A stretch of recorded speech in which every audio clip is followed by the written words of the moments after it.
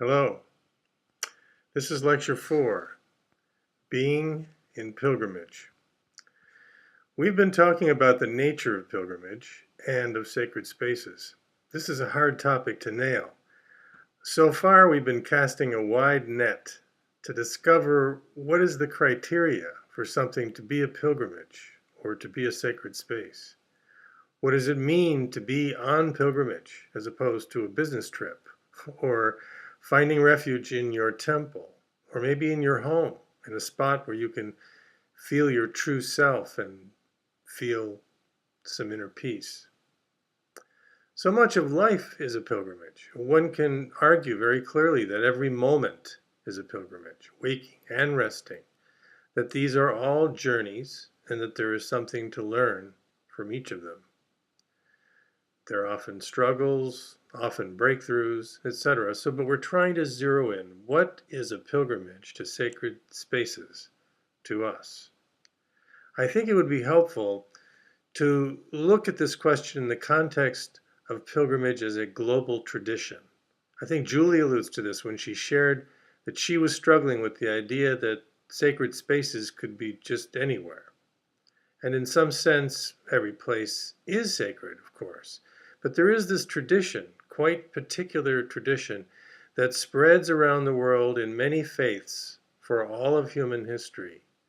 This is a tradition of travel to the places where great teachings were given and where the teachers lived and died, where they touched down in physical space, where, if you will, the law meets the road. I'm not speaking of a kind of astroarchaeology, but rather the recognition that the place where things happen are not just points on a map or accidents. There are reasons having to do with the energies of a place, why certain events unfolded in those places. Much of this is still a mystery to us. The amazing developments in human thought over time all happened in places. This is a big question by itself. What is the significance of a place in the events that unfold in our lives? Is there an enduring energy or a feeling that lingers in a place and is held by the place itself? We know that places have a great deal of particular energies, a unique combination of physical factors, rainfall, humidity, electromagnetic currents, etc., all come together to define a particular location. Every place has unique and complex interactions in the environment. Places are bioregions, they're parts of Mother Earth, they're parts of the Earth's skin, of its immune system. In short, places are alive. So when we talk about pilgrimage, I think we need to reach back in time and see what people have considered a pilgrimage and the place that is held sacred and why. How has the question of what is a pilgrimage to a holy place been answered in history? Let's start by looking at this tradition, and then we can revise it or improve on it. Starting there, in the case of Buddhism, I've often wondered why there is this instruction made by the Buddha, well documented in all the schools and traditions of Buddhism, which hardly agree on much, that those whose minds have turned to the Dharma go on a pilgrimage to all the places of the Buddha's life. This always bothered me, and it seemed obvious that other people put these words in the Buddha's mouth. This doesn't sound like a Buddha, to suggest that people travel to his birthplace, his place of awakening, the place he gave the first teachings and the place he died.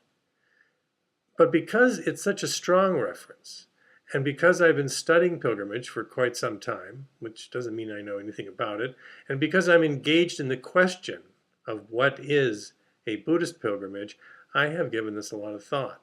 Engaging further, I saw the possibility that the Buddha understood the science and art of pilgrimage and wanted to share that too, like a teaching.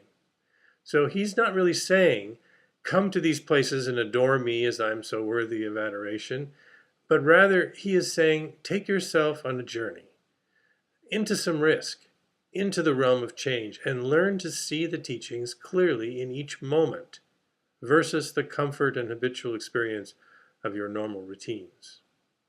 So I see the pilgrimage as a kind of training, a spiritual boot camp, as it were, preparing students of life for the deeper levels of recognition, perception, and ultimately application to their daily lives.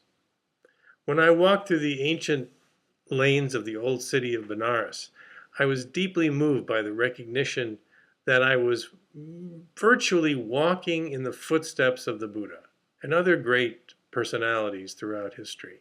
They traveled down these lanes, these particular streets, and smelled the same smells of sweets, baking, and incense, and heard the chanting of the pallbearers who brought the bodies down to the burning ghats. The whole area became a temple to me, a sacred space. I sat on the edge of the steps overlooking the burning ghats, and I entered into a meditation on death. In this moment, and for some time after, I felt less fear around death and more alive than I could ever recall. Thank you.